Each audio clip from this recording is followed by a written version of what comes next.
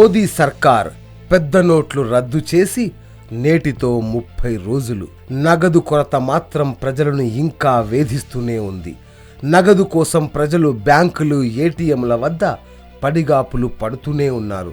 గంటల తరబడి క్యూ లైన్లలో ఉన్నా డబ్బులు లభించకపోవడంతో అసహనానికి గురవుతున్నారు.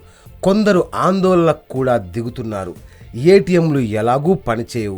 చాలా చోట్ల బ్యాంకులకు తాళాలు కూడా వేస్తున్నారు. పెద్ద నోట్లు రద్దై 30 రోజులు అవుతున్నా కరెన్సీ కష్టాలు మాత్రం తీరడం లేదు. బ్యాంకులు, ఏటీఎంల వద్ద క్యూ లైన్లు పెరుగుతున్నాయి తప్ప తగ్గడం లేదు. బ్యాంకులు ఇస్తున్న అరకొర నగదు అవసరాలకు సరిపోకపోవడంతో ఆందోళనకు దిగుతున్నారు. ఎక్కువ సమయం నగదు కోసం బ్యాంకుల దగ్గరే గడుపుతున్నారు.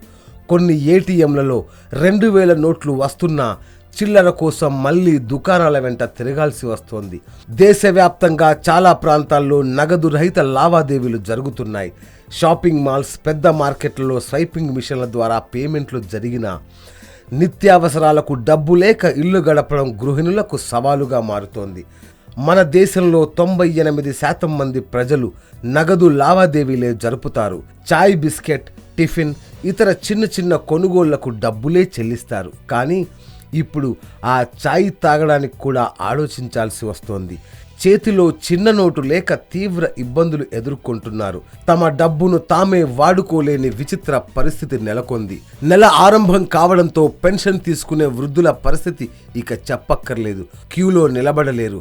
నిలబడినా డబ్బు చేతికి వస్తుందో రాదో తెలియదు.